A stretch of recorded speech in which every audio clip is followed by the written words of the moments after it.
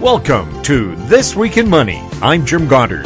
Today, Ross Clark from chartsandmarkets.com tells us June is shaping up to be one of the best months ever on the major markets. The main reason? May was really bad.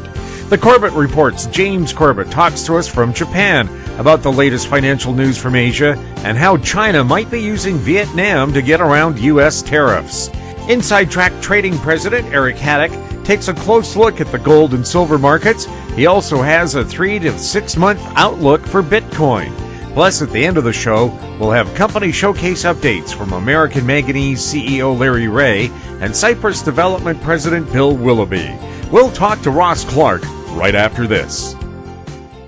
Media recognition from Bloomberg, Reuters, recycling trade publications, patented process for 100% recovery of critical metals, including cobalt, lithium, nickel, manganese, aluminum. American Manganese is focused on recycling lithium-ion batteries for electric vehicles. American Manganese trades on the TSX Venture, AMY, the US, AMY.V, and Frankfurt 2AM. For more information, visit AmericanManganeseInc.com or phone me, Larry Reaugh, at 778-574-4444. Welcome to This Week in Money, the source for market opinions. Here is Jim Goddard. My guest is Ross Clark from chartsandmarkets.com, where you'll find insightful market commentary and timely technical analysis. Welcome back to the show, Ross. Always good to be with you, Jim. Ross, the S&P hit a record high on Thursday. Will the good times continue in the equity markets? Well, it's getting a little pricey at this point. To have the appropriate sell-off into April, May, got nicely oversold, actually a really bad May as it turned out, and now you're having one of the best Junes on record. But typically what will happen here, especially when you are in the last term of the election year cycle, next year being the actual election itself, but when you're in this fourth year, typically what happens, if you get a good oversold reading in May, June, you rally back in late June into July, the market will be back at, well, in most cases, all-time highs. What have I got? 2015, 2011, 2007, 1999, 1995, going back every fourth year here, the market was at its all-time high. And then creating some good overbought readings, which we started to see as of the middle of the week.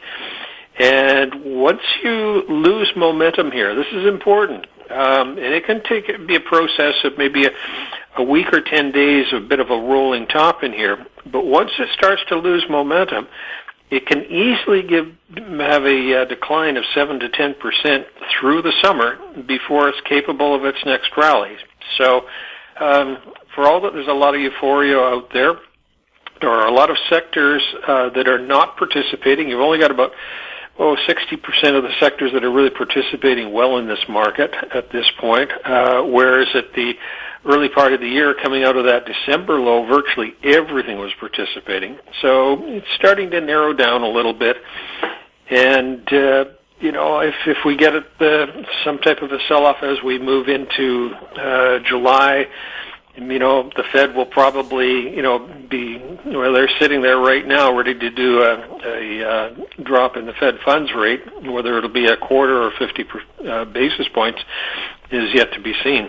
How did gold manage to get that big pop also earlier in the week?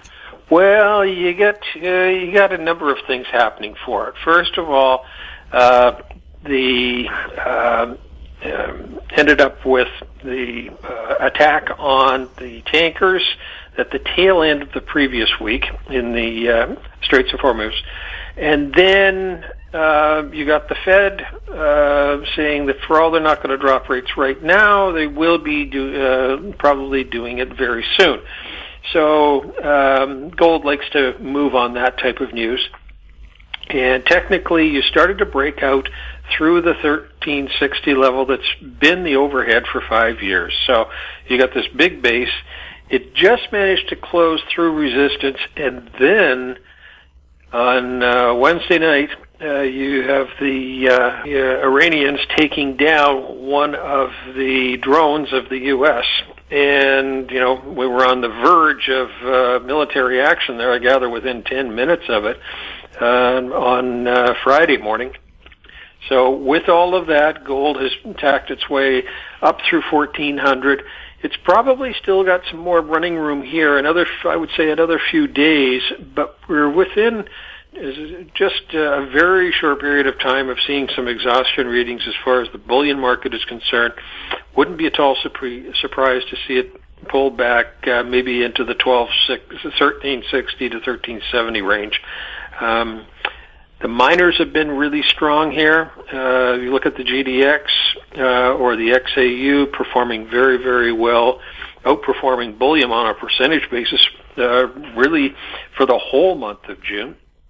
And you've got gold and these miners outperforming the silver market. So you've got this flight to safety as much as anything. And with that, we are, 4 weeks into what is normally a 5 to 8 week rally when you're coming off a May-June low in gold as you rally into July. So there's probably more running room on the upside here, but don't be surprised if there's a fair amount of volatility within it.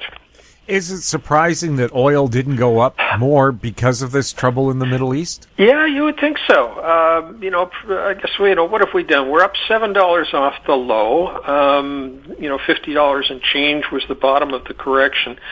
It actually happened just the way we were hoping that the seasonal would come into play. Relative strength got nicely oversold on the first break as we got to about 51 and change. It had a small bounce, and 4 or 5 days later you made a lower low with the nice bullish divergence in the indicators that we look at, like the relative strength index. And now we've rallied back to 57.5. So, what's that, a 15% rally off the bottom? $7.50 on 50. So that's not a bad run for the oil market. We are, though, at short-term resistance. We've gone from being oversold to now back into neutral to maybe partially overbought. I've got some resistance channels in here, a Keltner band that sits at 57.5 to 58. So this would be a natural place for a pause. But if the seasonal low is in place, and we're working on that assumption, then corrections now should hold above the $53 level. So we'll be monitoring that very, very closely in the next few weeks. Ross, thank you so much for chatting with us. Pleasure, Jim. My guest has been Ross Clark from chartsandmarkets.com. Coming up, James Corbett, next on This Week in Money. Always consult your investment professional before making any investment decision. Hi, I'm Douglas Mason, President and CEO of Magnum Gold Corp, MGI, and the TSX Venture Exchange. A 2015 drill program on the LH property intersected several high-grade gold intersections, including 11 meters of 20.66 grams per ton gold. Additional drill targets on the LH property have been identified by a 2018 drone airborne magnetic survey to further evaluate a pyrrhotite-enriched gold-bearing system. Please visit our website at magnumgoldcorp.com. This Week in Money is archived online at talkdigitalnetwork.com. Welcome back. I'm speaking with James Corbett, publisher of thecorbettreport.com and editorial writer for the International Forecaster. He's speaking to us from Japan, where he's worked and lived since 2004. And like me, he was originally from Calgary. Welcome back to the show, James. Well, thank you so much for having me back. It's good to be back. James, what's new at the Corbett Report? A lot of information is coming out fast and furious, but something that your listeners in particular might be interested in. The last couple of weeks for the International Forecaster, which, as you mentioned, I'm also the editorial writer for, I've been covering things swirling around the China-U.S. trade war and the bigger scheme of what's really happening, including a take on the 30th anniversary of the Tiananmen Square coverage and what that issue was really about. But secondarily, following on from that, I wrote about Clash of Civilizations 2.0. And how the U.S. State Department is literally now framing the U.S.-China tensions as a clash of civilizations. And you have a U.S. State Department advisor literally saying, this is the first time we've had an economic rival that's non-Caucasian, and other really bizarre and crazy statements like that. So I haven't seen a lot of coverage of that in the media, so I've been covering that at the Corporate Report. How are people reacting when they make it racial like that? Well, obviously China is not too happy about that, and they've responded by saying that anyone who tries to frame this as a clash of civilization is going to be left, quote, in the ash heap of history. So this obviously does nothing to damp down the tensions that exist. It only inflames tensions, and of course that seems to be the real motive here. It is a crazy situation, and it is escalating by the day at this point, so people really have to have their finger on the pulse of this. Are people in Japan looking forward to hosting the G20? They are, I think, generally speaking. I'm not sure how much the general public cares about this, but it is obviously an important event that will have some interesting ramifications geopolitically, economically, and otherwise, one of which that I think the Japanese people in particular are interested in are whatever will come from the Trump-Abe sideline meeting that is going to take place here. As obviously people might know, Prime Minister Abe, the Japanese Prime Minister, was just in Iran acting as a sort of proxy U.S. Not ambassador, but at least someone who's conveying the U.S. message about what's going on with Iran and the sanctions and all of that. And of course, that came just as the brouhaha in the Gulf of Oman started, and now accusations that Iran was responsible for bombing a Japanese tanker and all of this craziness. So I'm sure whatever results from whatever sideline meeting Abe and Trump have will be interesting and might portend what's coming in the future between the U.S. and Iran.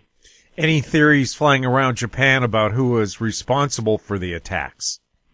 Well, rather than theories, it's probably best to take the word of the actual owner of the tanker itself, and at least according to the owner of the company that operates that tanker, is saying that the people on the tanker are reporting that it was some sort of flying projectile that attacked the tanker, not a mine, as has been insisted by the U.S. State Department, and so it's very up in the air as to what actually happened, and at any rate, it didn't seem, certainly Abe didn't do a fiery denunciation of the Iranian government while he was there in Tehran.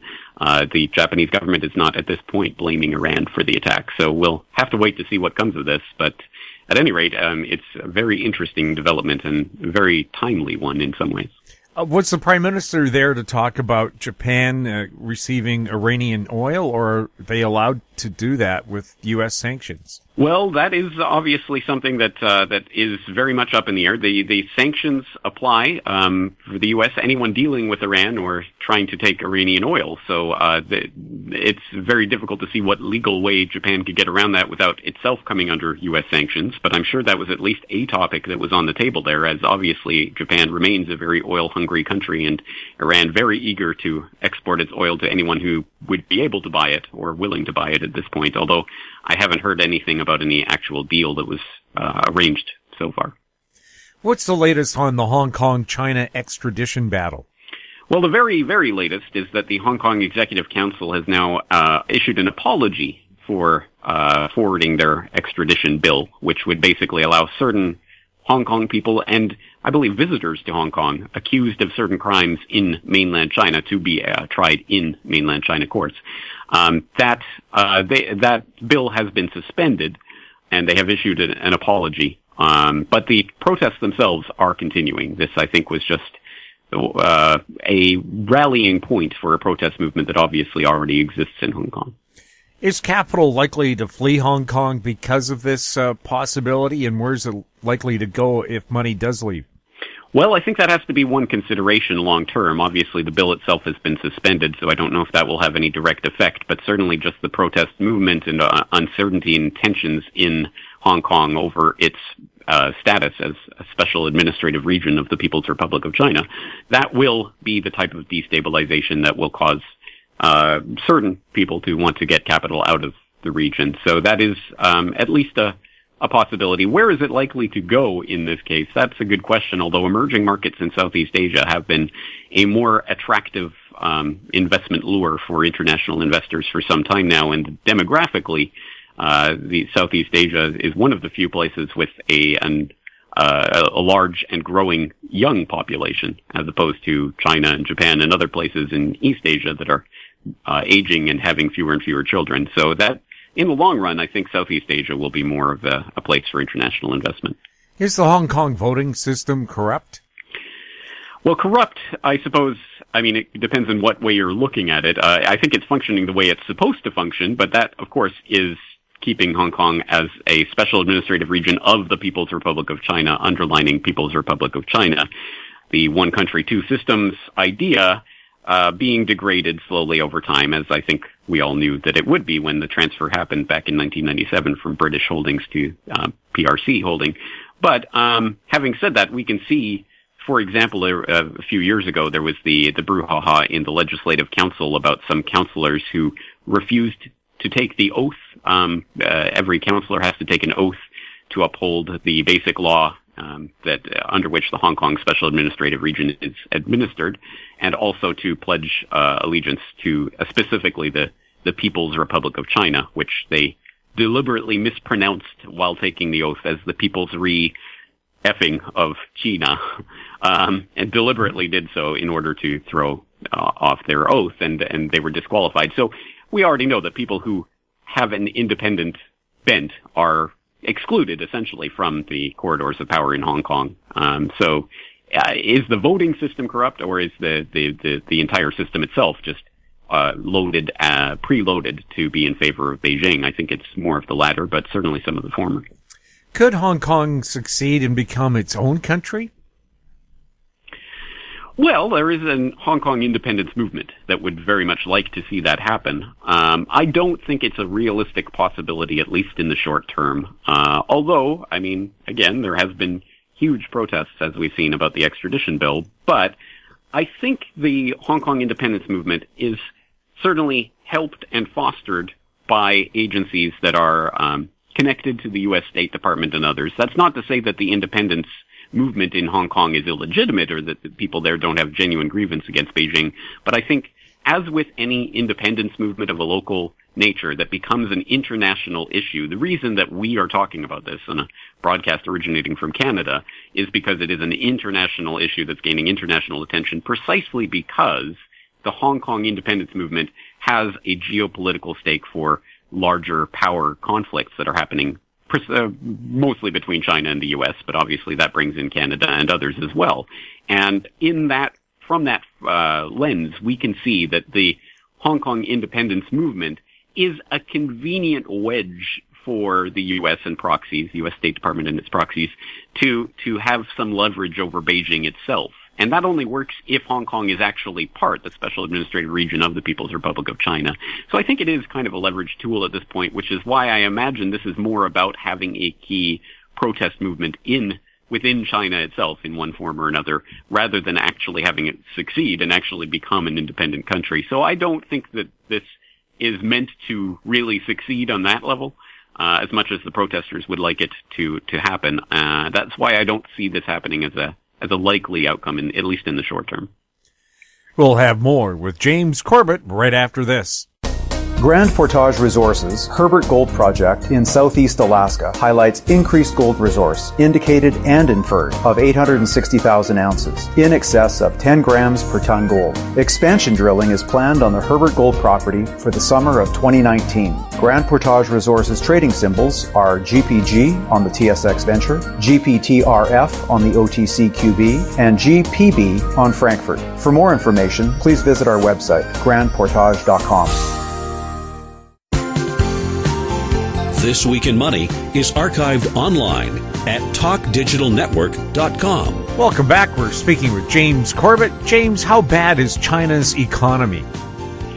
That's always the question, and it's always not so straightforward a question because, of course, we cannot trust the cooked books of the Chinese government. So we have to look at it from a number of different angles. But clearly, Chinese manufacturing growth is going down at this point, and we can see that from a number of different factors. In fact, the latest reports, industrial growth from China are at the lowest in 17 years, where they are where it is being claimed industrial production grew by 5% in May, from a year earlier, down from 5.4% last month, and the lowest reading since 2002. So it is still growing, but the growing is contracting, if you understand what I mean by that. And so there is no doubt there's a slowdown happening, and it's also no coincidence that this slowdown is coinciding with softening in Europe and Australia and other markets, obviously big trading partners with China that are being affected by this. So there is a general slowdown that's happening right now. As to the precise numbers, again, I think we have to be skeptical of them, but there's no doubt that there is a slowdown in manufacturing in China right now. Do you see a China-U.S. trade deal getting done, especially with the issue of intellectual property theft on the table? I think it looks extremely unlikely from the position today, although with the recent ramp-up intentions that seemed to escalate quite quickly, as it seemed they were honing in on some sort of deal, and then suddenly things ramped up again. Perhaps if it does get to the point where the Chinese economy starts screaming, metaphorically, then perhaps they will come to the table and some sort of deal will be reached. But it seems that may not even be the real goal here, as I talk about, the U.S. State Department now framing this as a clash of civilizations and other such very blatantly warmongering type rhetoric, which really does throw into question whether the deal is, or whether the goal is to come to some sort of trade deal, or whether this really is the formation of the battleground for some sort of new Cold War 2.0. Did China put its money printing into overdrive to overtake the world and be the next superpower? Yes, in a sense, yes. That's clearly what happened. I think you can see from the point of the Lehman crisis and the general global slowdown that happened in 2008, 2009, from that point you can see that Chinese debt essentially took over the engine of growth that had been essentially a manufacturing growth that had taken place in the first part of last decade. Well, over the past decade, it has largely been Chinese debt funding a lot of infrastructure projects, but as we've talked about before, infrastructure projects like constructing ghost cities that have yet to be occupied and other such things. Well, that has been the driver of growth of the Chinese economy for the last several years. So I think there is a sense in which it has been essentially printing money that has created the growth that we've seen in recent years. Although, again, as I say that, a lot of that went to actual physical infrastructure, even if not necessarily used physical infrastructure, and increasingly in the last few years has been used as part of that leverage to create the One Belt, One Road initiative, which is increasingly sloshing money around Eurasia generally in order to create trading ties with the various trading partners in Central Asia and in Europe. So they have been using their debt perhaps more wisely than the United States and others have been in the last several years, but still it has been largely debt-based. People from mainland China snapped up real estate around the planet. Real estate bubbles now, though, are bursting, coinciding with more currency controls in China. What are those foreign real estate buyers from China likely to do with their foreign real estate holdings as those bubbles happen? Well, I think as the bubbles burst, there may be some investors that are willing to ride that down. Others may be looking for ways to flip that around somehow. Obviously, given the capital controls from Beijing and the increasing tightening of those capital controls in the midst of this trade war, it will be more difficult for them to do so. But once the money has left China, I suppose it will be easier to try to flip it around somewhere overseas. And in fact, there have been reports lately that although for example, overseas investment of Chinese in the Southeast Asian region has been contracting, it is still expanding overall as an absolute. And there is still a lot of interest in places like Cambodia and other somewhat surprising, perhaps, markets that people don't necessarily think about, but that are growing. For example, price of land in Cambodia has been rising 20% per year since 2017, and a large proportion of that has been Chinese investment. That investment is slowing down, but it's not necessarily stopping. So there is a possibility that in Chinese foreign real estate investors who are finding themselves caught in blowing up, exploding bubbles in Vancouver or elsewhere may be trying to flip that money around elsewhere outside of China, like in Southeast Asia. Could China's government force foreign buyers of foreign real estate to repatriate the money back to China? Well, I think they will certainly try to do that. To the extent that that's possible, that would be on Beijing's wish list, although it is an open question to what extent that will be possible. As I think everyone knows, these rules are there, but rules are made to be broken, and people with the right ties to the right government officials generally know how to grease the right palms and make things happen. So that's a large part of the reason why the overseas investment bubble has gotten to the point where it is, despite the capital controls. So I think if they really could have cracked down on it, they probably already would have to a large extent. They're obviously going to try to tighten that grip, but I think it's not going to be possible to get all of that money back. Will people in China continue to try to move money out of the country any way they can? Yes, essentially yes. I think the writing is on the wall with the trade war, at least in the short term, as we've talked about before. The short-term loser in this U.S.-China trade war is definitely China, and I think the Chinese people are well aware of this fact, and anyone with any sort of standing or holdings in China are going to look for a way to secure that outside the country. That's why the various markets to try to move money out of China, legally or otherwise, have existed, and why there's, I think, still very strong demand for that. And that's not likely to go away. In fact, that's only being exacerbated as these tensions in the trade war continues. We'll have more with James Corbett when This Week in Money returns. Hi, I'm Douglas Mason, President and CEO of Rainy Mountain Royalty Corp, RMO, on the TSX Venture Exchange. Rainy Mountain Royalty Corp is a Canadian-based mineral exploration project generator. The company currently holds multiple property interests in Ontario with joint venture partners and is seeking further joint venture partners for other drill-ready properties in our portfolio. For more information, please visit our website at rmroyalty.com or call me at 604-922-2030. This Week in Money is archived online at talkdigitalnetwork.com. Welcome back. We're speaking with James Corbett. James, is China backdooring some of their products with Made in Vietnam labels? Well, yes. I mean, that's a good way of putting it. As people may have seen, over the last several years, there has been talk about China outsourcing to Vietnam. And although some of that may have been hype, more so than reality, some of it is, I think, very real. There has been a significant degree of investment and increasing investment in foreign direct investment in Vietnam in recent years, led by China. In fact, that the Vietnamese Ministry of Planning just recently announced that foreign direct investment in Vietnam had increased by nearly 70% year on year in the first 5 months of this year. And I think a lot of that is down to Chinese investment. So clearly there is Chinese manufacturing happening in Vietnam, and I think interestingly, as the South China Morning Post put it recently, China's state-owned industrial park in Vietnam may be the big winner of the Chinese trade war, the U.S.-China trade war, because Vietnam has been experiencing a large growth in foreign direct investment, as I've already said, and in manufacturing generally. In the midst of this trade war. So, yes, I think China may be trying to backdoor certain goods and things by essentially outsourcing to Vietnam and then selling to the U.S. and other markets that way. And that is a convenient loophole for them at this point. Are some present and former American and Canadian politicians likely to be one way or another on China's payroll? Yes. Essentially, yes.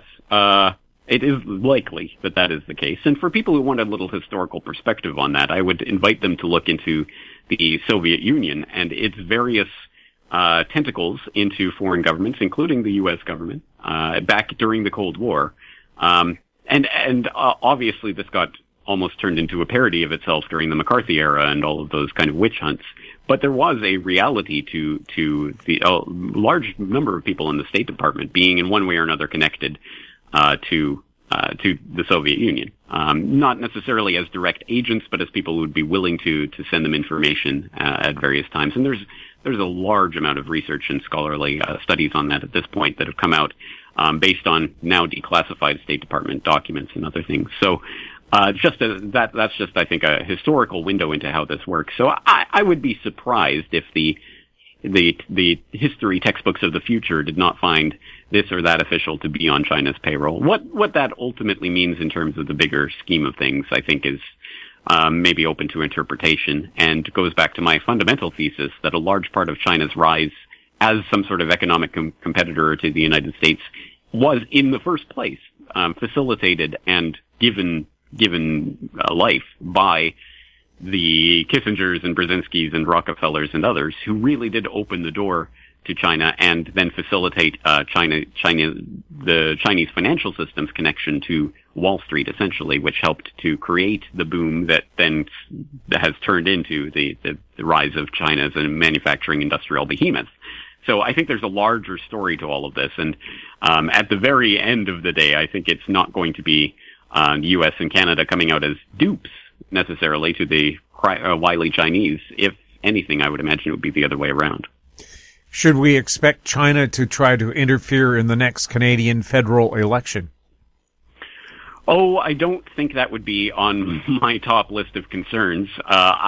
Would they have some sort of reason to do so? Perhaps. It's certainly possible. But to what extent would they be able to do so? And I think this goes back to a lot of the hysteria that has come out from the 2016 federal election in the United States and the Russian interference and whatever happened there. I think it says a lot about these politicians that try to blame their failures on some sort of mind control influence operation from abroad that used thousands of dollars in money to buy Facebook ads about Jesus arm wrestling Satan and other things. If you actually look at the Facebook ads that are supposedly the things that mind controlled the American public to vote one way or another in 2016, it's really ridiculous on its face. So I think this is a lot of, in a way, I think the Western liberal democracies are undermining themselves by pointing to these really laughable attempts at some sort of foreign interference and saying that this is the end of democracy as we've known it. Well, democracy apparently was a lot flimsier than anyone expected. So if anyone is afraid that the Chinese are going to mind control the Canadians to vote for, I don't know, the Canadian Communist Party, I don't know.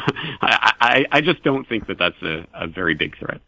Should Canada still expect more economic retaliation from China as long as Huawei executive Meng Wanzhou is being held for extradition? Well, absolutely, yes. And Canada has been definitely put into the middle of this story, and as a result, I think there's no doubt that China is going to look for ways to retaliate as long as that situation continues. And I don't think Canada has a way out of that given their extradition treaties with the U.S. So they really have been put right between the rock and the hard place here, which somewhat undermines the position that we've seen Harper and now Trudeau taking in the last several years to try to deepen ties with China as a potential other market other than the U.S. behemoth. Well, China could be a market for various Canadian goods, natural gas and other goods. But that is being undermined by this, basically the U.S. placing them directly in the middle of this trade war or whatever is happening here. So, that's an interesting maneuver. And clearly, I think we're going to expect that China is not going to forgive and forget that anytime soon. What kind of reaction has there been to, so many countries now rejecting Huawei doing their 5G expansion? Well, I mean, obviously China is not happy about this. Obviously a lot of, people around the world are at least now concerned about this prospect of the 5G network being weaponized by a foreign power. But my take on this is that alone should give people pause for thought about, well, if the Chinese are such a threat, if they're in control of this 5G technology, why do we inherently and implicitly trust the U.S. corporations, which we know has been in bed with the U.S. government, spying on American citizens, let alone citizens around the world, including Canadians, in direct violation of the U.S. Bill of Rights? Why would we trust these corporations more so than Huawei or these Chinese corporations? I think they're all equally suspect and should all be under a pretense of suspicion just by very nature of this technology itself. And in fact, that's why I've just released a report on 5G, the 5G technology and what it really represents in terms of surveillance and potential control over populations. You can find that at corbettreport.com/5G. Are you bullish or bearish on Hong Kong and China going forward? Well, that question is open to some interpretation. Bullish or bearish, investment-wise, if we're just looking at it from a financial perspective, I would say that, as I've said before, I think the short-term clear loser of the U.S.-China trade war is China, because the U.S. has so much leverage and so much ability to inflict real pain on China at this point. But what that does long term is throw China into the arms of basically competitors to the United States, most notably Russia. And there was a very important summit that took place on June 5th between Xi Jinping and Vladimir Putin, who agreed on a number. There was a number of formal signing of agreements of various trade issues between China and Russia. But perhaps more important, they both expressed their belief that this is a new era where China and Russia are going to form the core of something opposing the United States. They're going to look for more ways to interact with each other in local currencies, bypassing the U.S. dollar. We've heard this talk before, but the summit, I think, was an important part of putting that on the record, and I think shows the long-term effects of this type of trade war and encircling of China is that it's going to give rise to an opposition that, at this point, it may be powerless against the U.S. hegemon, but as we move forward, I think it will grow in importance, especially as China continues to connect its various trading partners in the Belt and Road Initiative. So this is going to be something extremely important as we progress through the 21st century. Short term, China is going to feel pain, but long term, they do have a chance, I think, to actually use this to grow their own alternative networks of trade, and that will definitely change the game in various ways. James, how can people find out more about the Corbett Report?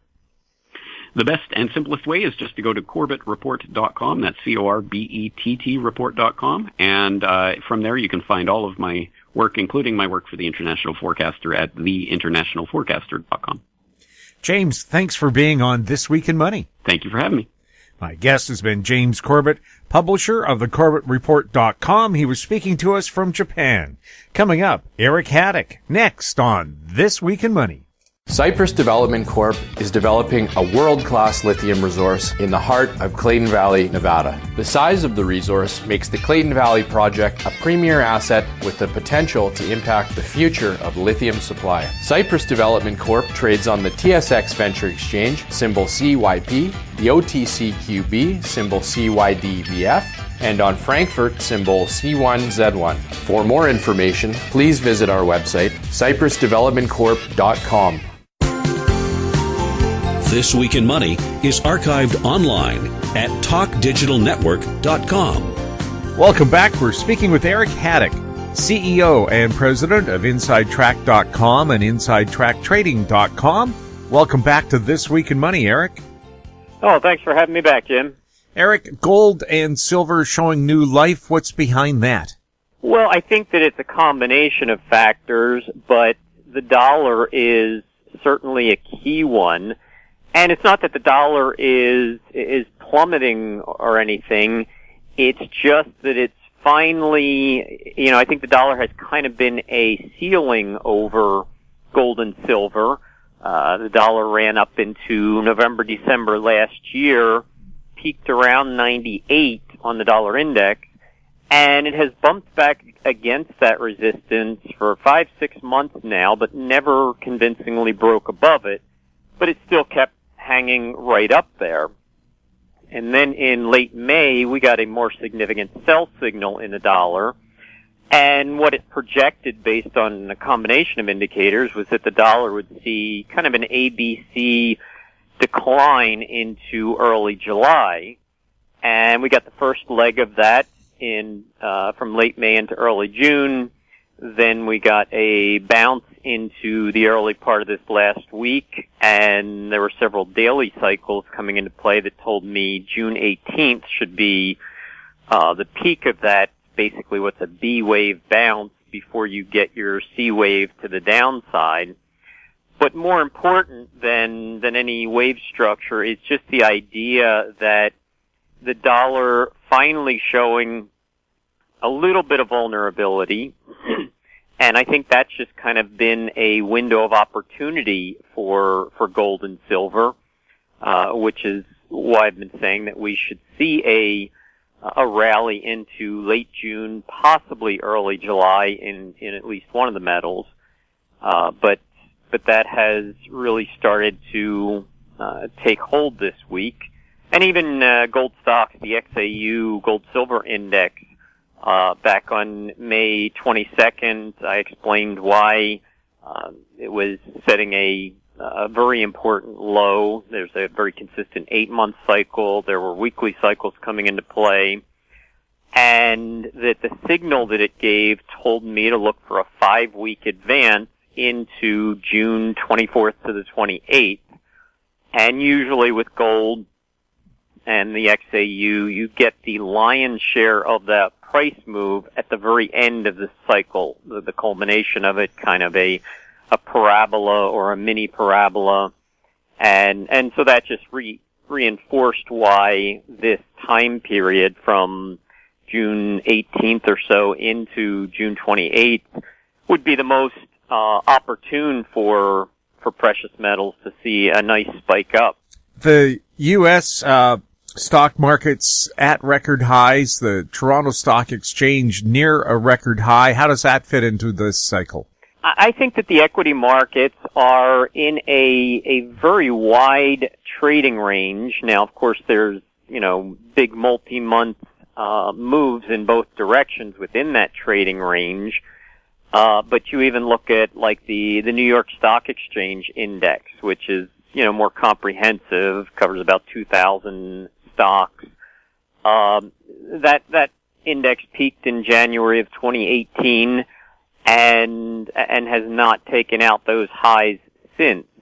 And even in the other indexes, the S&P, the Dow Industrials, the NASDAQ, you've seen these wide swings that even if they spike above previous high or below the previous low, that spike is short-lived, and you've just seen this 18 months now of wild trading within a pretty confined or pretty well defined trading range. And my work showed that we got this signal at the end of May, told me to look for a 2 to 3 week rally from there. And as long as the primary indexes, the S&P, NASDAQ, and Dow Industrials, don't reverse a specific weekly trend on June 21st, then they would be primed for another sell-off. And I actually explained some of this in a recent alert that I would be happy to send a free copy to any of your listeners if they just emailed us and inquired it. But that would explain it better. Also would explain some of this analysis in gold and silver. But I think that equities are coming into a very pivotal time when I'm expecting to see another 2 to 4 week high take hold and see another corrective phase start from there. What would that email be?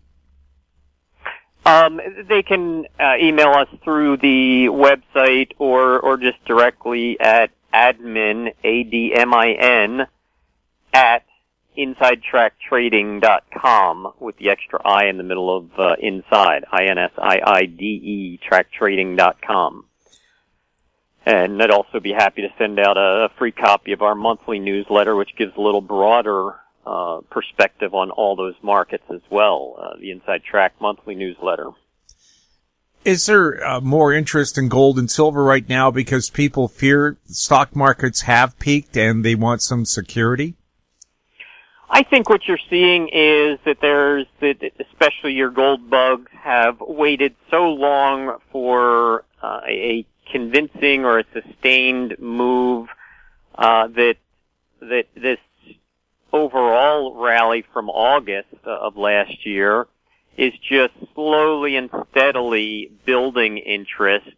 And I've said that I thought the real attention would come when gold finally breaks above that 1370 resistance that has really held since its initial rally in 2016. The overall market bottomed in December of 2015. We saw an initial rally into July of 2016, topped out around 1370 to 1380, depending on cash futures. And it has been back up to that level or pretty close to it multiple times, which tells me it's ultimately going to be broken. And I think that's when you're going to see the attention in gold really elevate to a higher level from there. We'll probably start getting even wilder swings in precious metals. On Thursday, gold had a $40 bump up. Does that get people's attention? Absolutely. And what I've said too is that I didn't think gold would see another sustained rally until the dollar started to show those signs of vulnerability. And so I think that we are seeing it, even with the Fed just giving their latest, announcements and updates, I think has just kind of reinforced that, any rate hikes, which are often viewed as a little bit negative on precious metals, that they're pretty much completely off the table, and but at the same time saying that there's not much support yet for a rate drop. So that kind of gives that perfect scenario for metals, where it's saying that the underlying economic signs are still strong enough to not warrant any impulsive reaction to cut rates, but that any idea of rates being raised and therefore confining or suppressing metals is also off the table. It's kind of a not too hot, not too cold, just right scenario for precious metals right now. What's your outlook for interest rates? Interest rates, the bond and 10-year notes market, I have expected an overall rally from fourth quarter of last year. Had double bottom in October, November, the bond market. An overall rally into June, this current month. And I'm expecting to see a pretty significant top take hold here. I thought there was a chance of it at the beginning of the month. It did signal a short-term top, but couldn't trigger the indicators that I need to trigger anything more than a 1 to 2 week top. And so that peak is not in place yet, but a lot of my work is telling me to look for that. So maybe what that is telling me over the next 3 to 6 months is that perhaps we start to get a little bit of either the inflationary fears creep into the market, not to any great degree at this point, but maybe enough so that bond traders will think, okay, it's time to get a little more defensive. We now see precious metals, like I said, especially gold, bumping up against 3 to 4 year highs. That's a pretty significant thing. If you start to take that out, psychologically, you get a little bit of that inflationary fear. And you have the grain markets, which fulfilled multi-month and multi-year cycle lows in late April. My work told me to look for an initial surge in May, June, and then a second surge out in the third quarter of this year. That could be one of those things, too, where you start to see commodities come back to life a bit and just give enough of a price inflation indication that it takes some of the euphoria out of the recent bond rally and sets a top that holds for a while. And just because a top is set doesn't mean that a market suddenly drops out of bed. It just means that it goes into a corrective or consolidation phase. And I think that that's what you're going to see in the bond market, and that ultimately bonds and notes could head back to the lows they set in October, November of last year. Because I think that the overall downtrend that began in 2016, and so that's, kind of the overall uptrend in interest rates, or at least the perception of interest rates and expectation for interest rates, that overall trend, I think, has one more leg to go. So one more decline in bonds. It could stretch into early 2020, and at least the expectation of interest rates. And again, I really stress that because the markets trade on expectations, and so the actual rates might never get hiked. But if market sentiment suddenly starts to abandon the rate cut mentality, or that mentality just fosters a little bit more of long-term inflationary fears, which is what impacts the bonds more so than your short-term rate vehicles, that could be enough to spur that final leg that I'm looking for. We'll have more with Eric Hadik when This Week in Money returns. AMY.V Resources Limited is a gold exploration company with significant projects in British Columbia and the Yukon, trading on the TSX Venture Exchange, symbol ABN, and the OTCQB, symbol ABNAF. Surrounded by world-class gold deposits and mines, AMY.V's 23,000 hectares Forest Kerr Gold Project is located in the heart of the Golden Triangle in northwestern BC. For more information, visit us at AMYVresources.com. This Week in Money is archived online at talkdigitalnetwork.com. Welcome back. We're speaking with Eric Hadik. Eric, what do you see happening with oil? Oil has set a pretty defined trading range as well, and I was looking for after its initial drop from late April into early June. My work was telling me to look for an overall rebound into June 20th to the 24th, so we're right there now. And it's getting back up to some key levels on a near-term basis. So I'm looking for signs of a secondary peak by June 24th. But with with all the escalation of struggles between the U.S. and Iran, that secondary peak could be higher than where we're trading right now. We could see a surge or a spike up into that high, so that is certainly not out of the question, and is very characteristic of the final days of a cycle like this, as I was talking about earlier. So I'm thinking we're going to see a secondary high by June 24th, and then another move down that would probably make it back down towards those early June lows.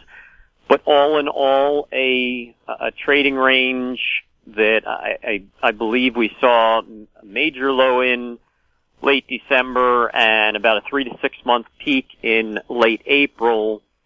So then the market needs to go through a back and forth stage before it's ready to enter a new advance that I think we will see later on this year and into next year.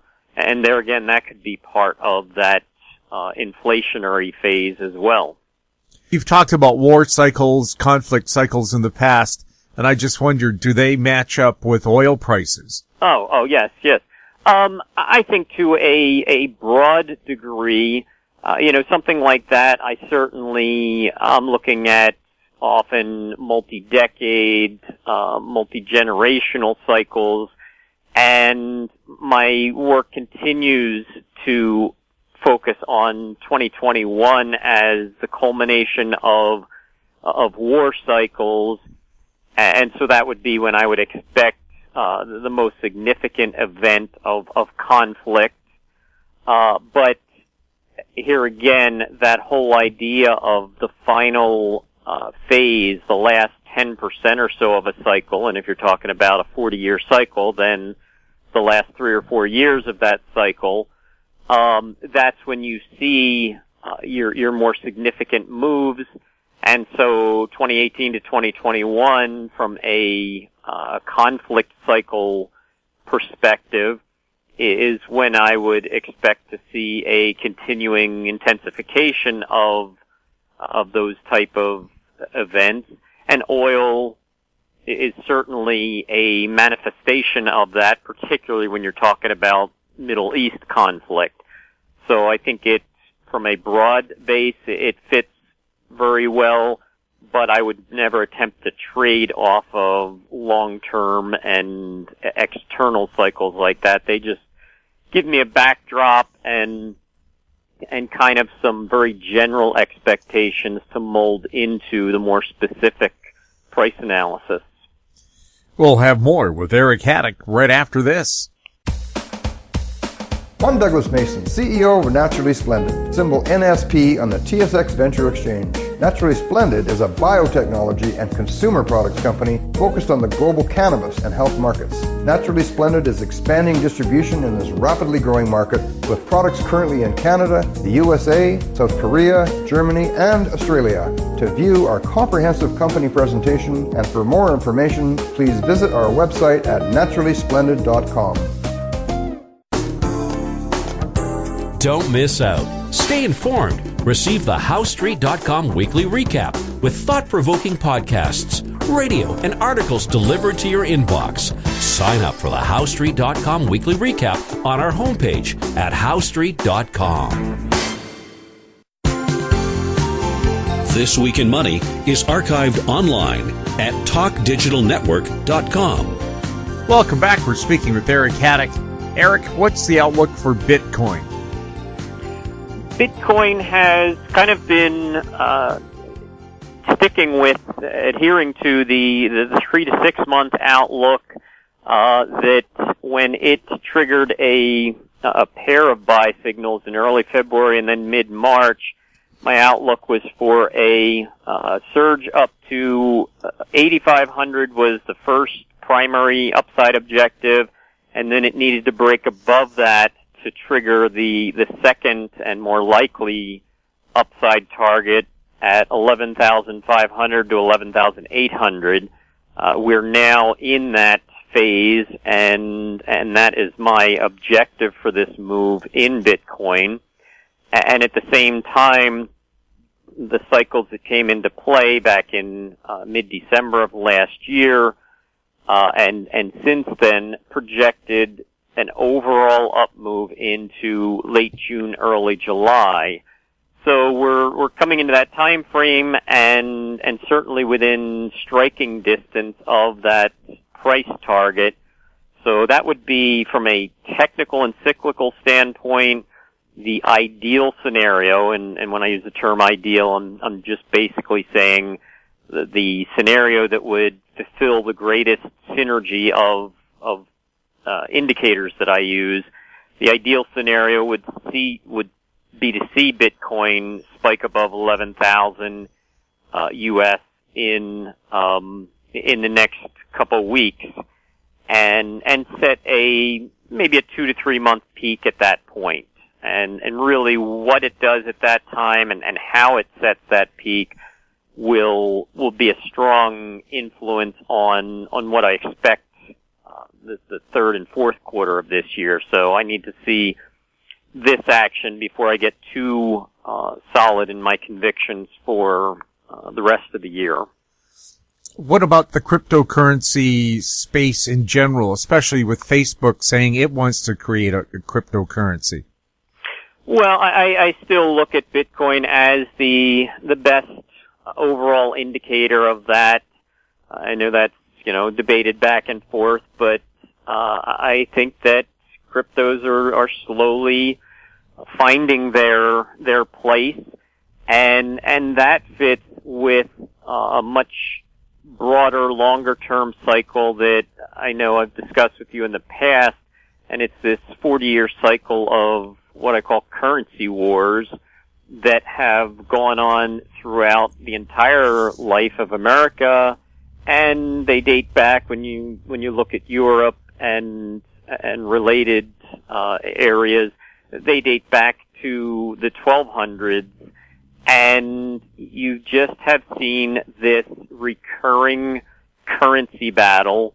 In the past, it's been between some sort of paper fiat currency and a hard precious metal currency, but this latest phase, which spans 2013 to 2021, it's kind of this 8 to 9 year period every 40 years, and the most significant events happen in the very final phases of that. you see these battles, and so the cryptocurrency emergence has fit perfectly into that. And I think that what it's doing and what I expected this whole phase to do ultimately is to battle the U.S. dollar for global dollar supremacy or global currency supremacy. And I think that the digital currency is one of those combatants now in this latest currency war. So I think that it's steadily proving its appeal and its value and is not going anywhere. Eric, any final thoughts for us? No, I think we covered a lot there, so that's probably a good place to wrap it all up. Thanks a lot for being on This Week in Money, Eric. Thanks for having me, Jim. My guest has been Eric Hadik, CEO and president of InsideTrack.com and InsideTrackTrading.com, Inside spelled INSIIDE. And that wraps up our show for this week. We'd like to thank our guests, Ross Clark, James Corbett, and Eric Hadik, and thank you for listening. If you have any questions for our guests or for the show, you can send them to info@howstreet.com. Now stand by for company showcase updates from American Manganese President Larry Reaugh and Cypress Development CEO Bill Willoughby. I'm Jim Goddard. We'll be back next week with more This Week in Money. Comments made on This Week in Money are an expression of opinion only and should not be construed in any manner whatsoever as recommendations to buy or sell any financial instrument at any time. Archived online at TalkDigitalNetwork.com. This Week in Money is a production of How Street Media Incorporated. Executive producer is Tom Allen.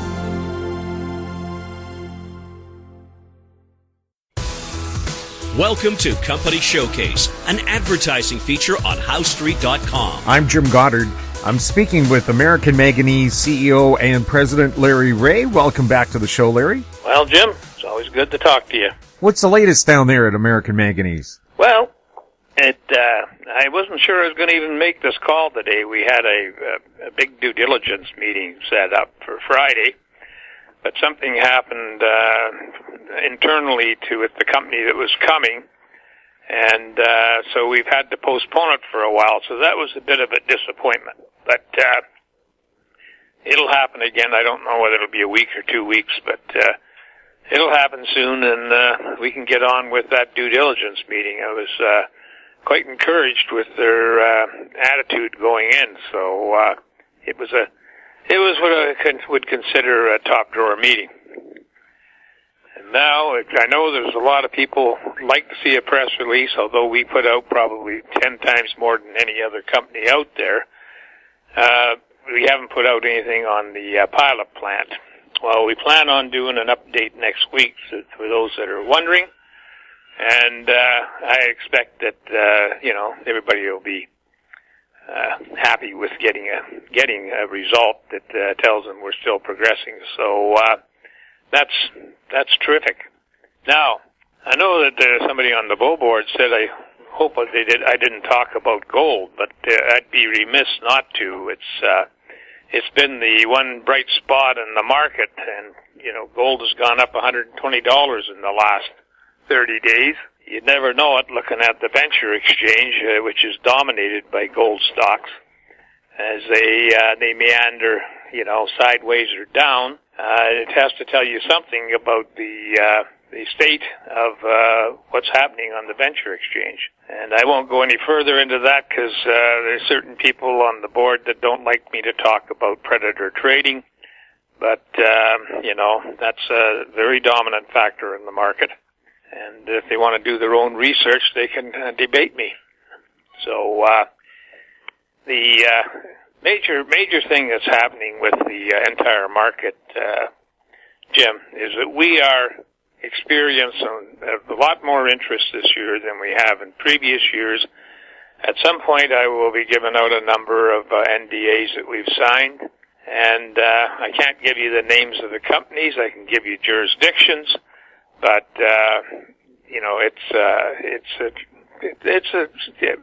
significant amount of companies that we have NDAs with, and I'd like to caution everybody that that's only about a third of the due diligence meetings we've had. The other 2/3, we didn't see, at that point, we didn't see them having to sign an NDA, and so we didn't get them to sign an NDA, and because we also get a lot of tire kickers, and but we had some serious meetings on that front too.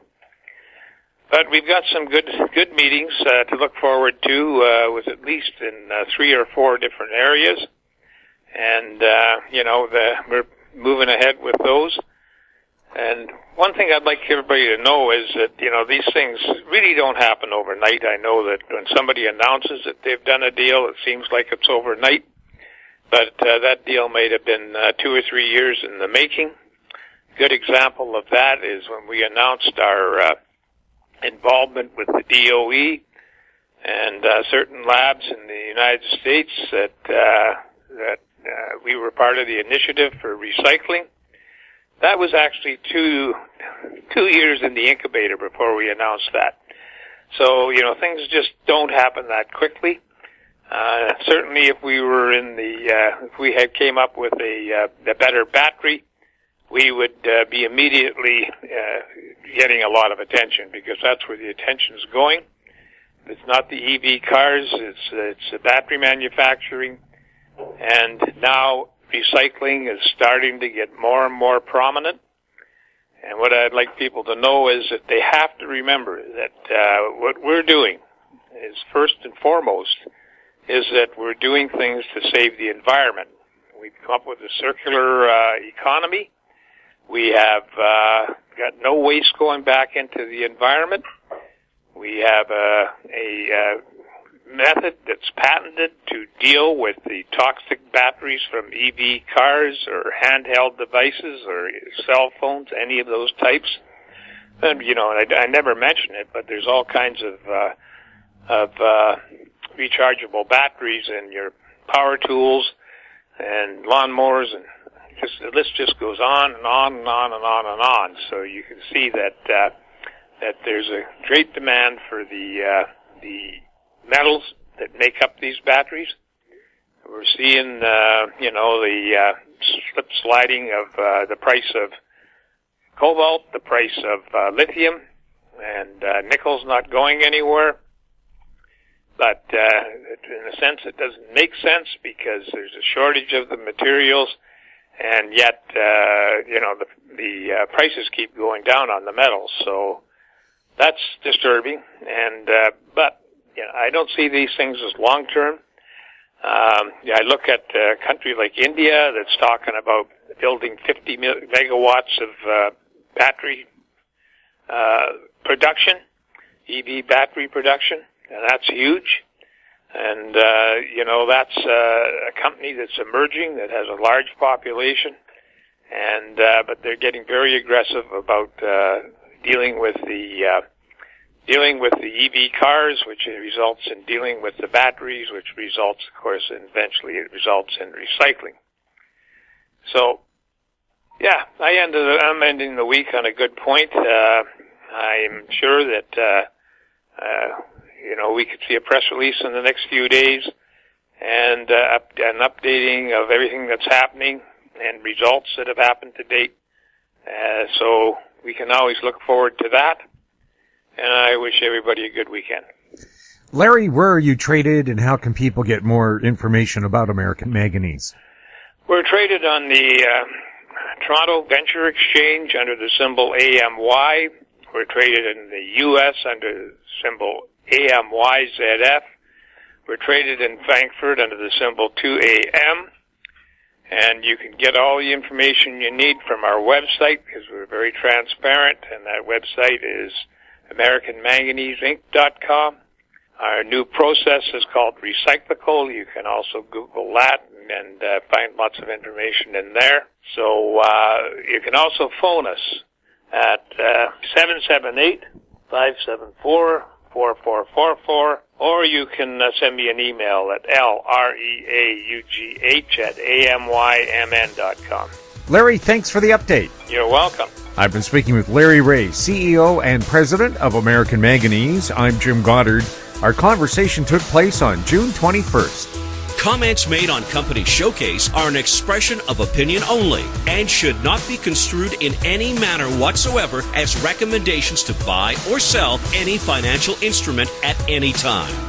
Archived online at HowStreet.com. Company Showcase is a production of How Street Media Incorporated.